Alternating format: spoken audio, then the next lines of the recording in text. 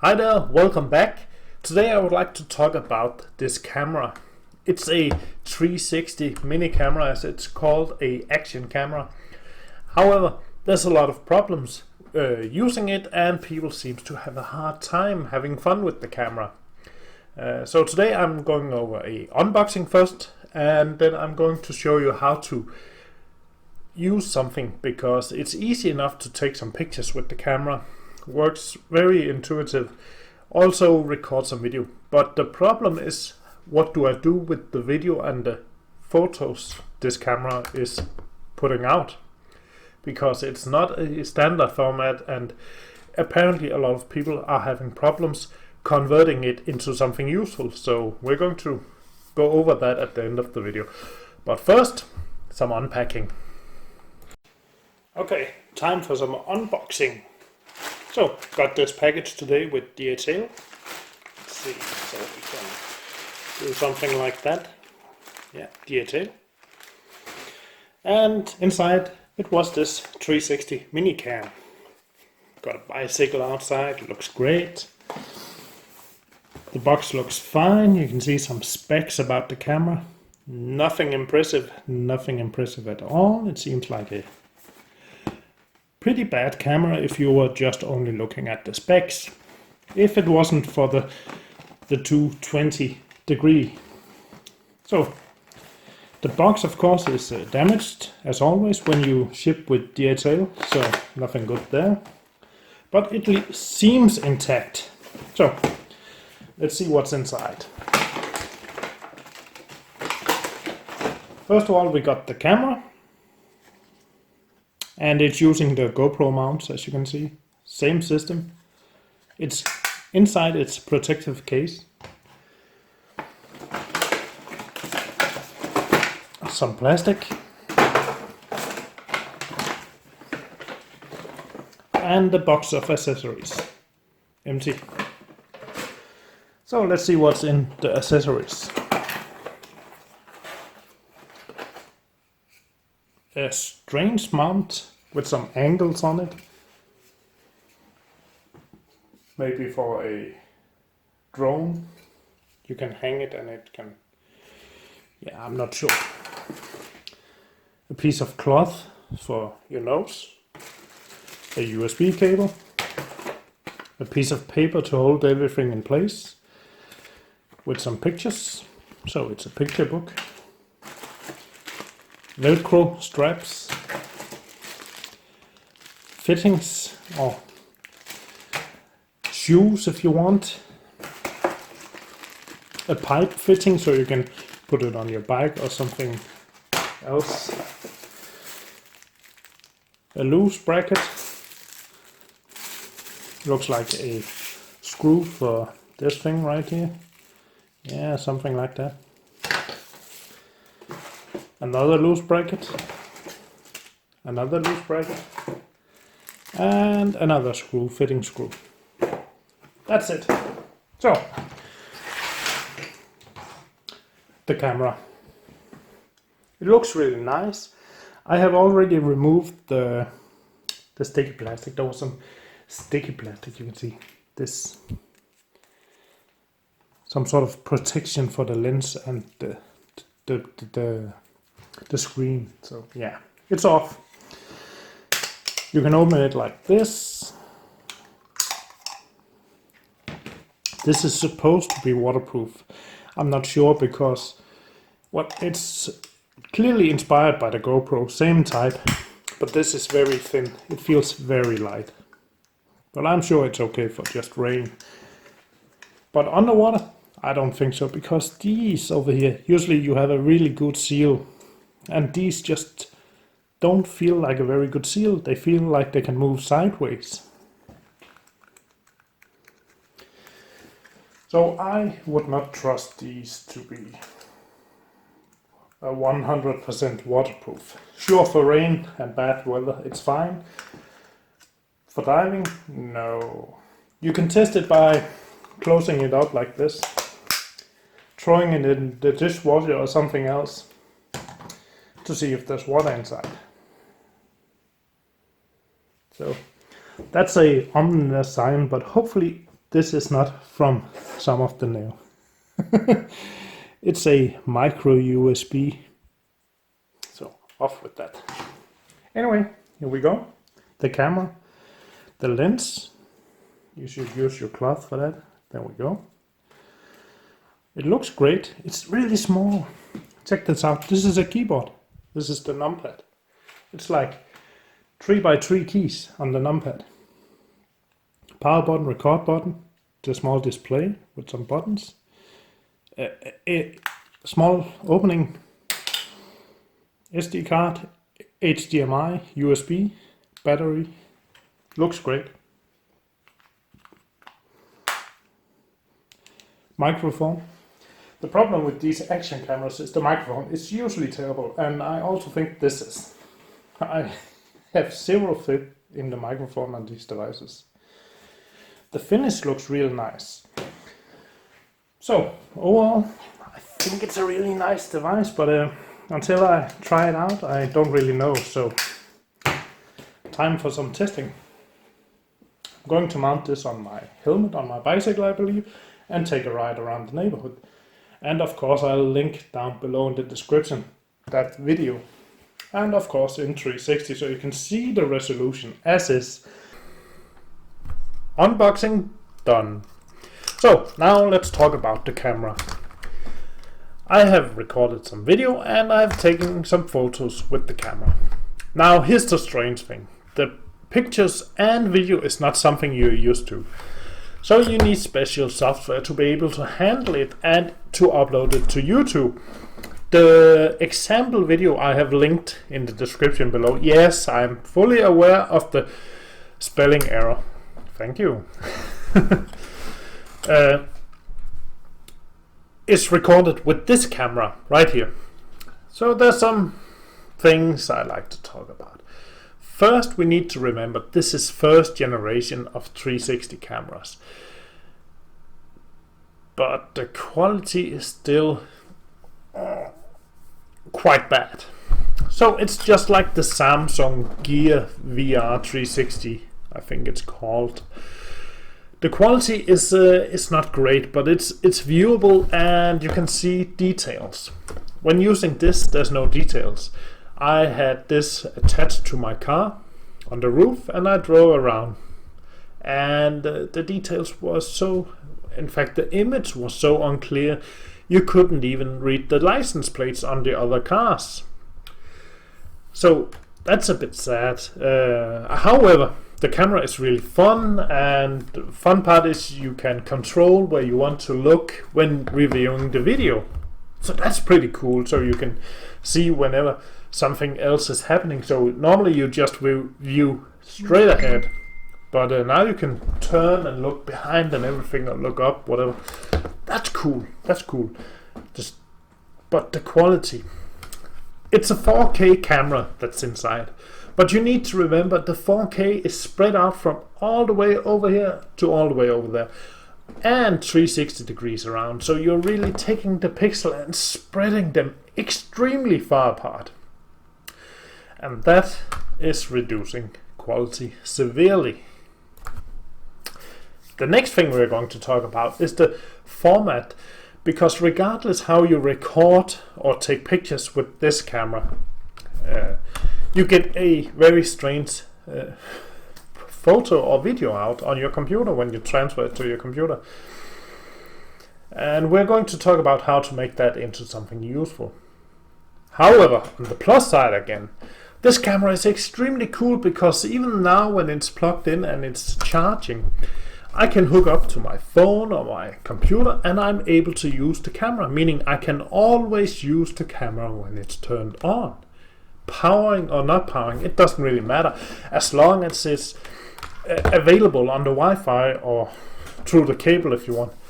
That's incredible. So yeah, this camera has so many new features that's just amazing, but the quality is just terrible. So the only thing these cameras are missing before being great is quality, image quality. 4K resolution is simply not enough to record in this huge spectrum we now get with the fisheye lens. And I'm going to show you. So, first of all, no, wrong screen, so let's try this one. Here we go. I have a picture right here, that's me. You can see me down there. And this is how the camera takes its picture. And it's clear, it's round, so it will take round pictures. Fair enough. But you can see up here everything is upside down. Down here it's normal. Over here we got the sides and it's a bit stretchy. That's because in order to do something with this, we need to put it in some software. So let's take a piece of video I got right here. I think this one. This is recorded out in my yard. As you can see, it's a round picture again. It's really strange to look at and I can't really do anything with it. So what we need is some software that can take this round picture and fold it out to something like this instead, or just a flat long picture, depending on what we want to use. And luckily for us, the supplier sends, or actually just links, some software you can download, and it's called, let's see, XDV360. But unfortunately, the software they link is a replica. What you want is the software called Anpro, ANPRO, which is the company who originally designed these cameras and made the software available. Pretty cool of them. When you take that software and use with the video this camera makes, then you have good options. So let's see. I got the software right here. So when I started, it's very simple. You can connect to your PC, that's just browsing folders, or directly to your camera if it's available. But we're going to browse. I got mine on the desktop in this folder right there. There we go, that's the picture. And normally when you start this software the first time, it looks like this. So you need to, top right, you can change the image into what you want. So if you want to make a traditional 360 photo, then you do this. And you can use that in the way you usually do with 360 photos. There's different types of 360 photos available depending on what software and applications you need. And that's pretty cool. You can see I'm holding this bubble right there. This one right here is the one I like, and it goes on YouTube, and YouTube recognizes this as a 360 video or image. You can see I can scroll, turn, everything. But notice the quality. You can see you don't even have to zoom much. You can see it's pixelated. There, it's very hard. And then you can argue, well, of course it's taken in dark conditions or dark-ish conditions. It's not optimal conditions, but yeah, even in daylight you still get this. There's something really not right with the photo sensor in this device. You can also make these. I'm not sure what to do with those. And we got, if you just want a normal square image. We also got VR, and you can see this is the one I used on YouTube, and that's why we have the logo at the bottom. So let's go back. Let's browse again into desktop, my 362 to video. Yeah, just take that. There we go. And here we go. This is the video I uploaded on YouTube, I believe, or one of them. Except I uploaded it, I believe it was like this. Yeah, it's this format I uploaded in. And you can see, let's pause the video. Pause. Down there. To the camera's defense, I recorded this in the evening, dark weather, rainy, and I had the protection on top. So yeah, but still you get a lot of pixelation, excluding the raindrops, of course. And the video looks kind of strange because I had the camera mounted on top of a selfie stick, so I have it above my head height, meaning we're missing a lot of the ground. But it was just a test. But just like anything else, you can choose the different formats and you can test them out, and you can see it's working out great even as a video. So you can change the format into what you need for your software, or if it's for YouTube, whatever you feel like. And this is what I uploaded to YouTube. So let's see what I did there. So let's close this one. Let's open the browser again. And you can see I got this video. So if we reload it, full screen, you can see I'm outside, and I know I misspelled. It's a D. And this is with the Google injection, but I'll talk about that in a minute. And you can see I just uploaded it to YouTube, and I can turn the camera wherever I feel. It's great, it's fun, cool, but the quality is lacking. That's the only downside with this. The quality is really lacking. Now, when I talk about using this for YouTube, I would go into my folder, desktop 360 to video, and I would select my video.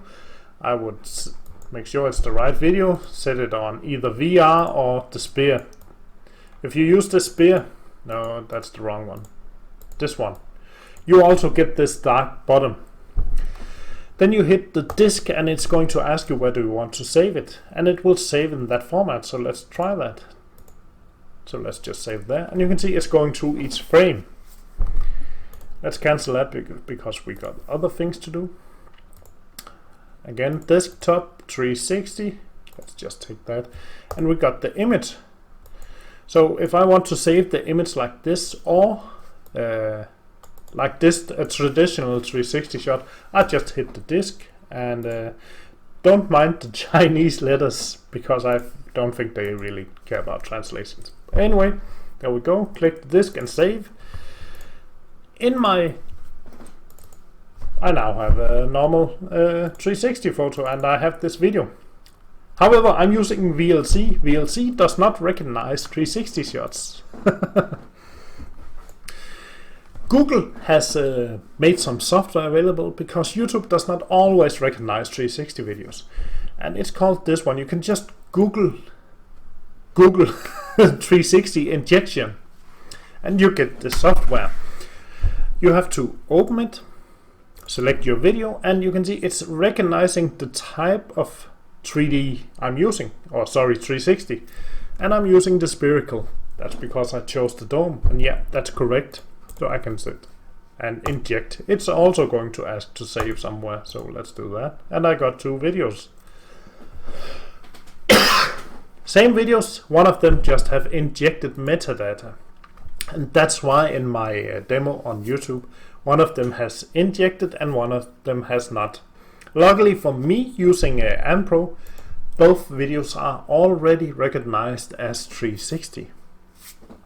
So,